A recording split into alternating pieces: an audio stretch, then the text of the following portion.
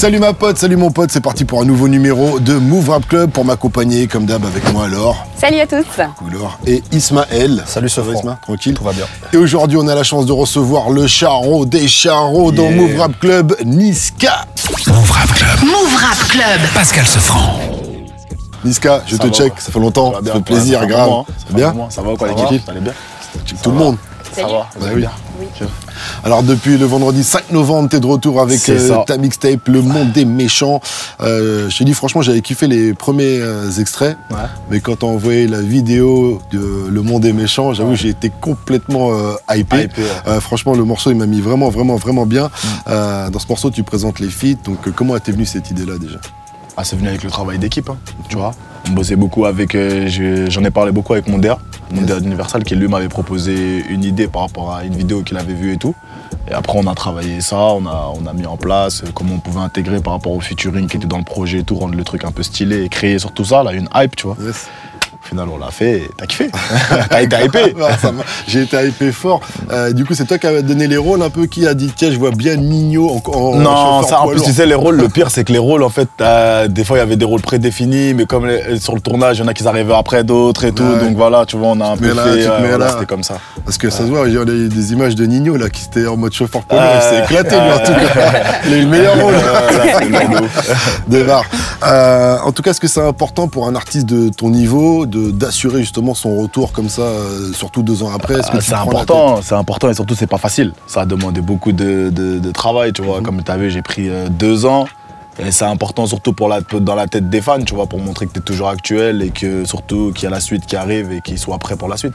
Donc tu étais rassuré après ça quand tu as eu les retours et tout ça? Là j'ai fait le taf. Je pense que quand on a vu les retours, on était vraiment satisfaits. Est-ce que tu serais revenu plus tôt s'il n'y avait pas eu le confinement? Je pense que ouais. Je pense que j'aurais pu...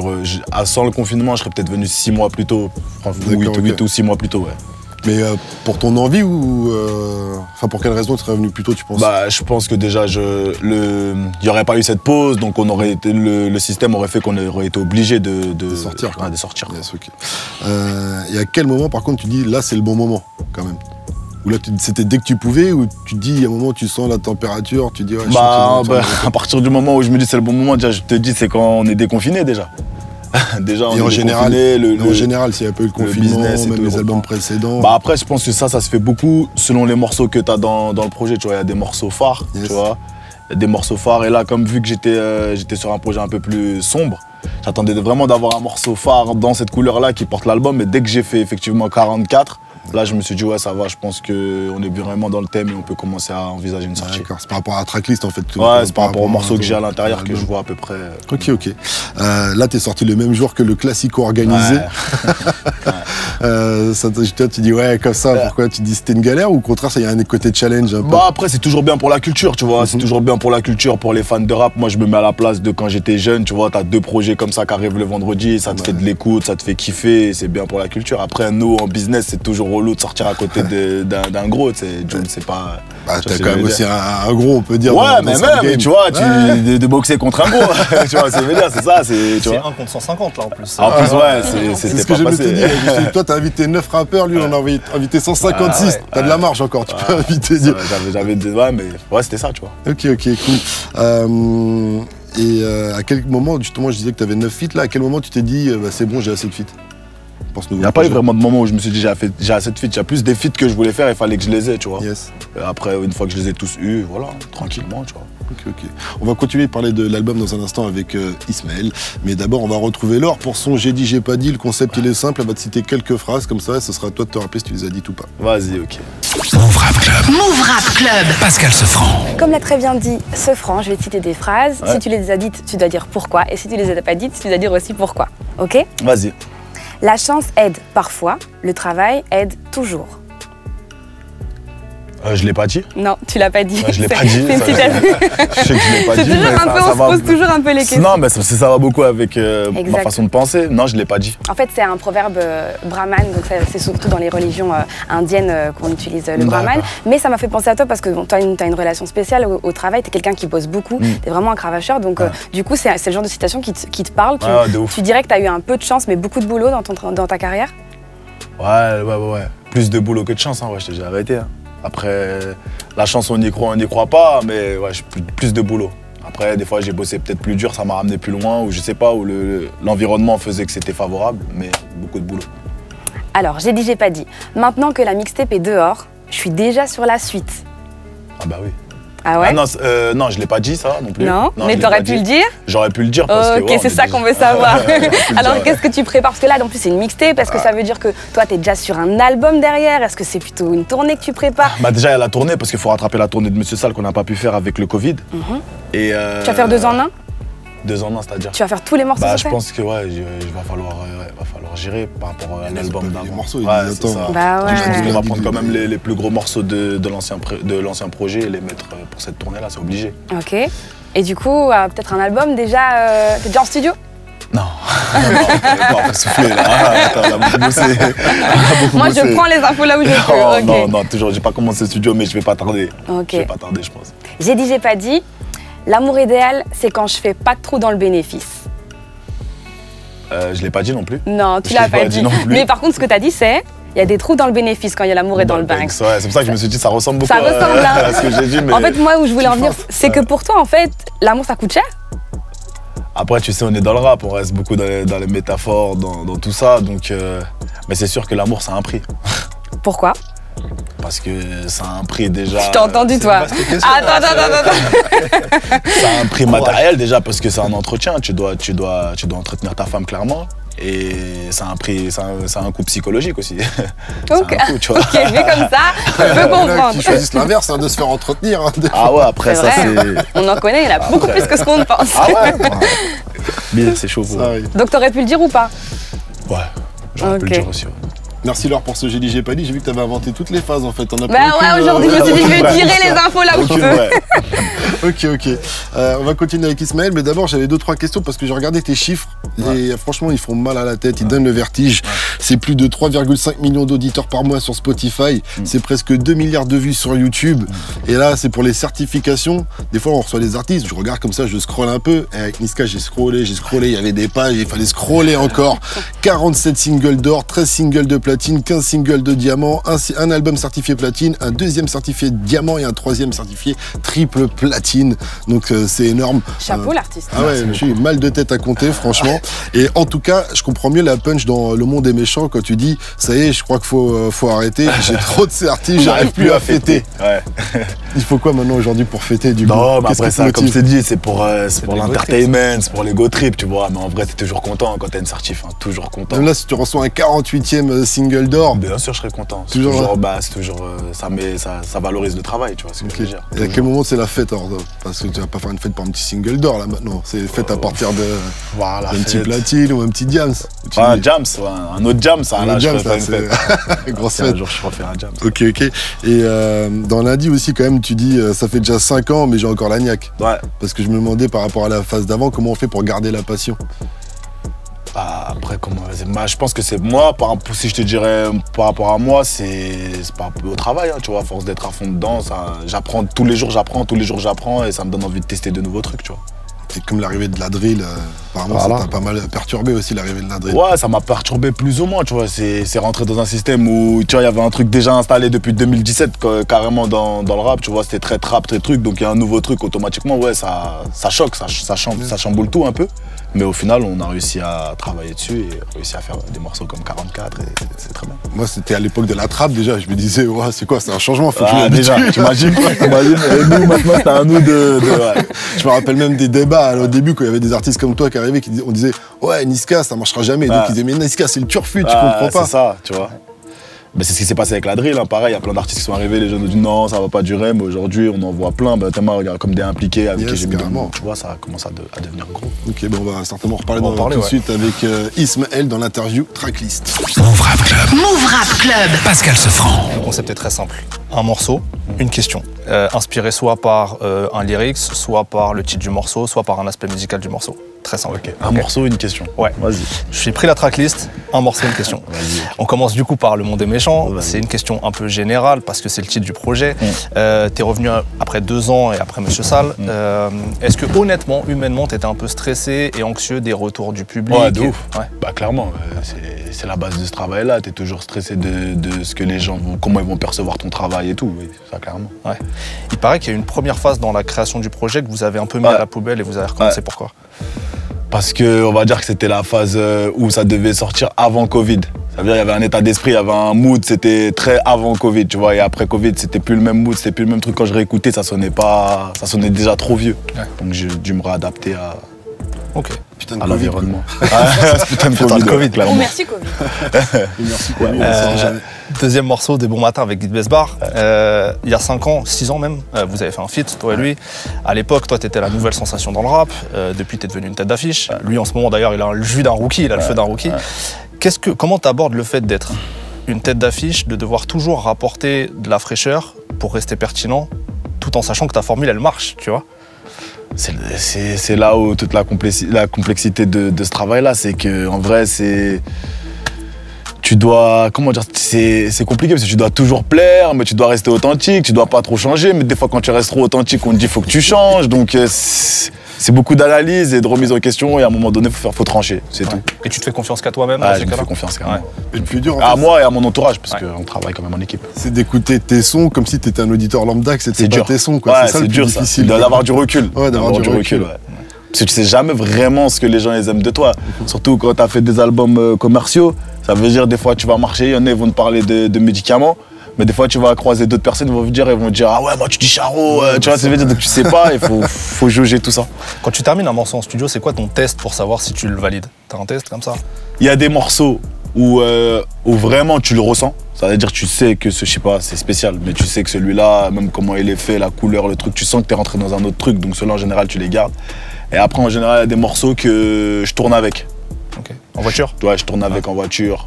Pendant pas mal de jours, je vois comment il vieillit dans mon oreille et tout. Et en général, il y en a pas mal qui passent pas le filtre. Ok. Le morceau suivant, c'est Blue Magic avec Maes. Ouais. Est-ce que vous avez... Donc c'est la première collab que tu fais avec Maes. Ouais. Est-ce que vous avez tâtonné longtemps en studio pour trouver votre formule? Non. Maes, non, parce que déjà au début on l'a fait parce que c'était Covid qu'on avait commencé le premier, parce qu'on en a fait 2 avec Maes. Donc le premier feat on l'avait fait à distance et après quand je suis remonté à Paname, tout ça, on a écouté comme je t'ai dit, j'ai tourné avec, on s'est dit en vrai on réessaye ensemble. C'est ce qui s'est passé. Et ça a fonctionné direct. Ouais, quand on s'est vu ensemble, c'est passé direct. Okay. Dans Paris, le morceau suivant, tu parles dans le refrain de corriger tes défauts. Alors, pas personnellement, mais artistiquement, c'est quoi, selon toi, ton défaut principal? Donc, quand tu crées, toi, perso. Ah, c'est une très bonne question, ça. Mon défaut principal franchement, je pourrais pas te dire, hein, je sais pas. Sans défaut? Non, je pourrais pas dire sans défaut, je pense que j'en ai, mais j'arrive pas à cibler un majoritaire, non, j'arrive pas. Ok. Ça me fait penser à une phase dans le documentaire de Orelsan quand il dit, parce que lui il dit qu'il a rendu ses défauts cool et que quand il est arrivé au sommet, il avait rendu ses défauts cool, mais en fait il avait toujours ses défauts quoi. Et lui il a essayé de travailler sur lui-même un peu. C'est ça en vrai, je pense que j'ai toujours des défauts, mais que quand j'essaie de les masquer, tu vois. J'essaie de les masquer. Par exemple, je sais que, là j'en ai un, tu vois, peut-être je sais que moi je suis pas très poétique ou tu vois, je suis pas très vraiment dans la recherche de lyrique, je suis plus dans l'énergie, dans les trucs comme ça, mais j'essaie par certains morceaux comme Paris de te ramener dans un mood où voilà, il y a un peu plus d'écriture, un peu plus de voyage. Ok. Dans Ma Peste, tu name drop Mbappé. Et globalement, dans pas mal de morceaux, tu fais des références au foot, à des joueurs de foot. Ma question elle est très simple, c'est qui pour toi ton joueur préféré de tous les temps? CR7. Ah ouais? Ah, de tous les temps. Ah, de tous les temps. Ah, de tous les temps. Pas actuellement. R9. R9, merci. On dit toujours CR7 après R9 quand on dit de tous les temps.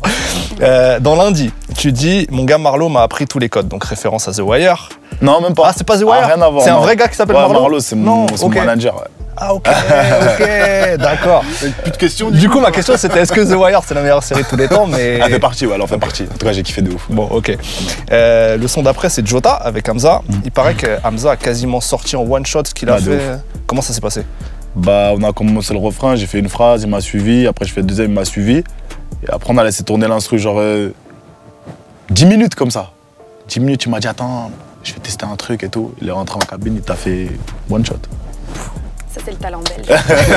Elle est belge, je vais préciser. Voilà, One Shot, je sais pas comment il a fait, je sais pas à quel moment il a écrit, je sais pas, je l'ai pas vu écrire, rien. One Shot. Ça, c'est de plus en plus rare, ça, en studio, des rappeurs qui Non, c'est pas question, c'est plus rare, ça dépend, chacun sa méthodologie, tu vois. Ouais. Okay. Et toi, t'écris encore ou tu... Ça dépend les morceaux. Okay. Ça dépend les morceaux. Il y a des morceaux où ça va être directement à l'énergie, il y a des morceaux où je vais écrire, ça dépend. D'accord. Ça dépend. Le morceau d'après, c'est le morceau avec Nino, mais on en parlera avec Laure tout à l'heure, donc je le saute celui-là. On arrive à 44, dont tu as parlé juste avant. C'est une prod qui est assez inédite pour toi. Est-ce que dans la phase de conception de ce projet-là, tu t'es essayé à des sonorités différentes de ce type-là ou d'autres, que tu n'as peut-être pas forcément gardé, mais est-ce que tu as... Ouais, il doit en avoir 2-3, pas plus. Ouais. Après, j'ai pas voulu dans ce projet-là vraiment essayer d'aller chercher quelque chose de très spécial, mais il doit en avoir, 2-3, peut-être que j'ai essayé en mode... Il y a des trucs sur lesquels tu n'arrives pas encore à poser, tu vois. Des sonorités, des vibes que tu aimerais, mais... Ah, que j'aimerais et que j'arrive pas, non. Non. Que j'aimerais, que non. Okay. Après, que j'aime pas, ouais, sûrement. Ouais. Mais que j'aimerais, non. En tout cas, j'ai l'impression que tu nous amènes doucement, petit à petit, dans un nouveau délire. Ouais. C'est le projet. Ouais. En transition. Okay. Transition. Est-ce que c'est un peu pour ça que tu as appelé ça mixtape? Ouais. Parce que je pouvais pas me permettre d'appeler ça album, alors que c'était pas l'état d'esprit de... C'est pas l'identité finale encore. C'était pas l'identité finale, il y avait beaucoup de feats, et on est beaucoup dans ce projet-là, tu le sens, qu'on est dans une période de recherche, tu vois. On n'est pas dans un truc vraiment acquis, vraiment, tu vois ce que je veux dire. Donc là, on balance ça, on voit comment ça prend, on voit comment le public il kiffe, les retours et tout, et après ça, t'ajustes le tir. Ouais. Dans Canelo, tu dis la vie de Zidane ou de Canelo. Si maintenant tu pouvais changer de vie, ne plus être Niska et prendre la vie de quelqu'un, tu choisirais qui? Bezos. Pour aller dans l'espace. Il y a une phase dans un de tes morceaux où tu dis j'ai fait 40K en une journée, et lui là il n'y a pas longtemps il a fait 30 milliards en une journée. C'est un bon choix du coup. L'objectif il est très haut. Joe Pesci, le morceau d'après, référence à un acteur qui joue dans Les Affranchis, dans Casino, dans plein d'autres films. Quel est ton film de mafieux préféré? Film? Ouais. American Gangster. Ok. Moi je pense. Denzel. Ouais, Denzel, ouais. Ça me va. Paramètres, dedans tu dis j'ai promis à ma mère de gagner la partie. Ouais. Dans le milieu de la musique, c'est quoi ton rêve ultime qui te reste encore à réaliser? Mon rêve ultime. Est-ce que tu as encore des rêves dans la musique? Non, j'ai plus des objectifs. Après, non, j'ai pas vraiment de rêves, genre de trucs, non. Ok. Pas un truc qui te ferait kiffer un concert quelque part? Non. Rien? Non, bon. Ça, non, pas spécialement. Ok, donc ça sera ailleurs de... À part, ouais, bah si, quand même, ça c'est... Mais après, c'est pas un rêve, genre c'est un objectif, mais faire le Bercy enfin, tu vois, réussir à le faire, parce qu'on n'a pas pu le faire la dernière fois. Ouais, ça, c'est un bel objectif. Là, peut-être sur cette prochaine tournée, c'est un truc? Ouais, c'est ça, ouais. Okay. On est en train de mettre ça en place. Dernière question, j'ai regroupé un peu les morceaux de la fin, parce que c'est pas mal des feats avec des plus jeunes artistes, et ça m'a inspiré une question. Je sais que tu as participé au programme, enfin que tu vas participer au programme de Netflix Nouvelle École, qui est une sorte de nouvelle star du rap. Du coup, au-delà, j'imagine, du projet Cool, qu'est-ce qui t'a intéressé là-dedans, d'aller rencontrer les jeunes artistes? Bah, c'est une nouvelle expérience, tu vois, c'est une nouvelle expérience. Après, on était dans une période aussi où ça devait se faire avant, donc on était dans une période où j'avais plus le temps, j'allais découvrir. Et surtout, à la finale, c'est de réapprendre à kiffer ce métier.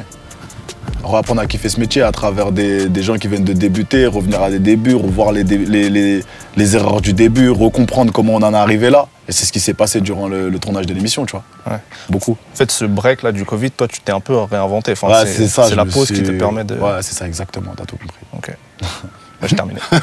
Merci Ismaël. C'est vrai qu'on sent vraiment la maturité, en tout cas chez toi. On sent qu'il y a un cap dans ta tête qui se fait, où tu dis bon, je suis plus le jeune rookie comme le disait tout à l'heure Ismaël, et il faut que je m'impose maintenant et que je garde ma place, quoi, tout simplement. Qu'on s'installe, qu'on reste et qu'on voilà, quoi. On crée. Après, je pense que ça c'est évoluer la musique surtout. Ça fait partie des doutes de tout le monde, même pas dans la musique, dans beaucoup de taf ou dans la vie en général. Je pense que dans tous les moments où on se remet en question. C'est ça, toujours à partir du moment où tu rentres. Si tu le fais pas, en général, tu dures pas longtemps. Tu dors pas longtemps. Et parler de Netflix, Ismaël, il y a un bon chèque avec Netflix aussi ou pas? Comment ça se passe? En général, je l'avais mis dans la question, je l'ai pas dit. En général, quand je suis là, c'est qu'il y a un chèque. D'accord. Okay. Non, parce qu'on pense à Netflix, on sait que c'est stylé, mais on se dit attends, il faut haras. Je pense que sans chèque, je serais pas dans l'émission. Ouais, c'est clair, tu n'es pas bénévole non plus. On va continuer avec Laure, ça s'appelle Mepix, c'est simple, elle va te montrer quelques images. Ce sera à toi de les commenter et de réagir. Move Rap Club. Move Rap Club. Pascal Sefranc. Là, du coup, je vais te montrer des photos, mais je vais en venir quelque part. Ici, on a Charo, ta marque. Ici, on a donc le resto Burger Time que tu avais ouvert, qui a désormais fermé. Mais c'est l'occasion de parler un petit peu avec toi d'entrepreneuriat, parce que y a une phrase qui dit il ne faut pas mettre tous ses œufs dans le même panier. J'ai l'impression que c'est un peu ce que tu fais. Et j'aimerais parler un peu de ça avec toi. Est-ce que tu as des conseils en termes d'investissement, d'entrepreneuriat, par exemple, pour des jeunes qui aujourd'hui font de l'argent, des artistes qui font de l'argent? Par comptabilité aujourd'hui. Est-ce que tu suis un peu les tendances? Est-ce que investir plutôt dans l'or, dans la crypto? J'ai pas mal de bons associés qui m'informent de pas mal de choses. Et après, je me greffe à des projets que j'aime ou pas. Mais je te jure, je suis pas encore fiscaliste. Je la crypto-monnaie. T'as un peu la crypto-monnaie ou quoi? Légèrement. Tout le monde s'y est mis. Ouais, quand même. Un peu quand même. On sait jamais. On sait jamais. Sécurité, tranquille. Comme tout le monde. Donc tu flaires quand même là où on t'a dit que ça allait? On essaye de flairer. Après, tu sais, la musique, ça prend énormément de temps. Donc côté business et les business aussi. Donc c'est deux choses vraiment distinctes, mais on essaye d'avoir les bons associés, de fouiner un peu et de placer un peu. Donc mais conseil? Toi, en tant qu'entrepreneur, qui doit avoir un peu de thunes maintenant, alors qu'à l'époque peut-être tu avais des ambitions, tu dis j'aurais bien fait ce business là mais tu n'avais pas la thune, peut-être qu'aujourd'hui tu l'as. Est-ce qu'il y a des business comme ça qui te plaisent plus que d'autres ou qui t'attirent? Bah après, j'aime, tu sais, tout ce qui est... En fait, le meilleur pour moi aujourd'hui, c'est tout ce qui est un peu dans l'immobilier. Mais ça veut rien dire en soi quand tu dis l'immobilier, parce que c'est vaste. Yes. Mais en fait, le fait de jouer avec l'argent, c'est ça qui est intéressant en fait. Après, dans les valeurs sûres, toi, les valeurs sûres, tu vois, les trucs où tu peux jouer avec ton argent, tes rentes, tes trucs, tes nanana. C'est ce que je conseillerais à quelqu'un qui vient de débuter. Tu vas pas faire Amazon comme Jeff Bezos alors? Non, ça c'est plus compliqué, c'est plus de risques, tu vois. Et puis il faut avoir le temps de se donner à fond aussi. C'est ça exactement. Alors, photo suivante. Comment tu gères les rumeurs et les scandales? Parce que quand on tape ton nom sur les réseaux, on en trouve bien des choses. Est-ce que c'est un truc qui te stresse? Est-ce que ça te met très à l'aise? Est-ce que tu joues avec ça? Comment est-ce que tu gères aujourd'hui les scandales et les articles de presse? Tu sais, Internet, c'est un peu un autre monde, tu vois, c'est pas la réalité vraiment. Et en général, la plupart des trucs qui y a autour de moi, c'est toujours des trucs un peu drôles ou des trucs faux. Donc je le prends comme ce que c'est, quoi. Ok, donc toujours à la rigolade. Toujours à la rigolade. Ok. Après, il y a des médias, il y a Public, Cartel, Info. Quand on se retrouve dans des médias hip-hop, des fois, on doit se dire, c'est quelle sauce c'est encore. C'est des ouf. Mais des fois, tu vois les titres et tout, c'est des ouf. Là, ils ont trouvé où ces idées? Alors, photo suivante. On va parler un petit peu de ce clip avec Nino, parce que moi, j'ai appris qu'il s'était tourné hyper vite, un peu dans la précipitation, dans la hâte. Et pourtant, c'est un clip que je trouve vraiment très, très beau. Est-ce que tu pourrais nous raconter un petit peu déjà pourquoi si vite et puis... Pourquoi si vite? Parce que, déjà, on a eu, à partir du moment où on devait faire le clip, on a commencé à recevoir un synopsis. Le synopsis il était bon, on a validé, on avait les jours de tournage et tout, mais ce qui s'est passé, c'est que les mecs avec qui on devait faire, ils ont eu un empêchement. Donc à la dernière minute, ils nous ont dit c'est mort. Genre peut-être 2 jours avant le tournage. Ah ouais. 2 jours avant le tournage, ils nous ont dit c'est mort. Donc du coup, j'ai dû appeler William à la rescousse en mode ouais, t'as vu, normalement on devait tourner vendredi, nous ont lâché. Est-ce que toi tu peux pas le faire pour dimanche? Tu vois. Okay. Donc il me dit vas-y, ok, vas-y. Après ça s'est fait comme ça. Donc lui, il le fait pour dimanche, mais sachant que le son il devait sortir mercredi. Ah ouais, c'est-à-dire que lui il a 2 jours de montage, parce que c'est rare pour un caméraman d'avoir 2 jours de montage. Puis surtout qu'il a mis des effets, des trucs, des transitions et tout. Ouais, c'était compliqué, mais c'était lourd au final, ça donnait un bon rendu. Juste là, il s'est trompé, t'as vu, il a mis Nino avant Niska. C'est Niska, Nino. Bon, en 2 jours, on peut pas tout avoir. C'était quoi le mood sur ce clip? Est-ce que t'as une anecdote peut-être par rapport à ces journées de tournage? Bah, c'était très long. C'était du 9h du mat, 3h. Ah quand même, tu vois. C'était ça que je me rappelle vraiment de ce truc-là. C'était très long, très intense, beaucoup d'enchaînements et tout. À la fin, pour un bon résultat, on est satisfait. Tu fais pas 35 heures par semaine? Ah, je fais plus. Je fais minuit, une journée, moi. Je prends une journée, on les a fait. Enfin, 2 jours, on les fait. Vous avez fait 4 collabs déjà avec Nino, si j'ai bien compté? Je crois. Ouais, 4, c'est la 4e. Est-ce que c'est envisageable ou même est-ce que ça vous intéressera un jour de faire un petit EP commun, quelque chose? Pourquoi pas? Ouais. Après, comme je te dis, c'est pour la culture. Si ça peut faire avancer la culture, c'est lourd, pourquoi pas? Ouais. Après, en vrai, on n'a jamais envisagé clairement de le faire, mais pourquoi pas? Je pense qu'il serait ouvert et moi aussi. Très bonne idée, Ismaël. Ah ouais. On attend ça maintenant. Ça nous plairait bien, ça. Clairement. Photo suivante, on va parler de la pochette. parce que elle est très jolie, puis c'est Mister Fifou encore une fois. Est-ce que tu pourrais nous raconter à la base c'était pas cette pochette là. Non. À la base c'était pas celle-là. À la base c'était une qui est dans le livret où je me retournais comme ça et on avait mis dans le rétro un peu plus. C'était plus dans les détails. Ok. Et à un moment on a shooté celle-là sur le tournage et quand je l'ai regardée j'ai dit en fait finalement je veux celle-là. Pourquoi? Parce qu'on te voyait mieux? En fait là tu comprends plus le message. L'autre c'était plus, on avait plus joué dans les détails, dans le rétroviseur, dans la corde, dans un sac d'oseille et tout. Bon ça allait être un peu plus compliqué. Et là quand j'ai vu ça j'ai dit en vrai mon message il est clair, tu vois. Là tu comprends, le gars il est derrière, il est attaché, moi visage un peu fermé, on y va. Tu te laisses imaginer le monde des méchants quoi, très direct. Et du coup c'est toi qui as donné les idées à Fifou ou bien c'est lui qui est venu avec toute une série d'idées pour ce shooting là et la voiture? Pour ce shooting là on était parti d'une photo qu'on avait envoyée à Fifou et après il a rajouté comme on fait toujours d'habitude. C'est qui le bouc derrière du coup alors? Je le connais pas. Il a pas mal fait. D'ailleurs, t'as pas vu ses yeux, t'as jamais vu ses yeux, je sais pas. Si, je l'ai vu. Je sais pas, il est toujours dans le coffre. Je crois. On l'a pas sorti. Ok, bon, dernière photo. C'est l'occasion aujourd'hui de parler de film. Non, tu pouvais pas venir sans que je t'en parle. Ouais. Alors explique-nous un petit peu. Après ça, vraiment, je crois que je vais éteindre. C'était pour la musique, hein, clairement. Tu vois ce que je veux dire, Shai, on s'entend super bien. On est amis depuis maintenant, ça fait quoi? Depuis 2019, tu vois. On a même tourné Netflix ensemble, il n'y avait rien d'ambigu. C'était, je sais que qu'en fait, quand on a sorti ce clip-là, il y a tellement de gens qui ont réagi comme ça. Ah, Niska, il devait. Tu vois, donc quand la phase elle est venue dans ma tête, j'ai dit jamais je la loupe celle-là. Tu l'as appelé pour lui faire écouter la phase avant? Non, elle n'avait pas écouté le morceau, mais elle était prévenue que ça allait sortir et tout. Je lui avais expliqué le concept. Elle m'a dit non, tranquille, ça va faire jacter. Et puis c'est ce qu'on veut aussi à la sortie d'un. C'est ça qu'on aime, c'est ça, c'est l'entertainment, les trucs. Ça m'a fait rire. Ça fait rire, ça fait polémiquer. Si elle l'a bien pris. Voilà, en tout cas, elle a validé avant que je le sorte en tout cas. Ça va là. Tu vois, là, si Shai a validé, il n'y a aucun problème. Voilà. C'est les gens, ils veulent chercher des problèmes là où il n'y en a pas. Merci. En vrai, j'ai rien dit de méchant. Non, on ne sait même pas si tu parles de Shai d'ailleurs. Si j'ai le clip avec Shai. Ah ouais, mais ça c'était une figurante qui était bonne. C'est ça.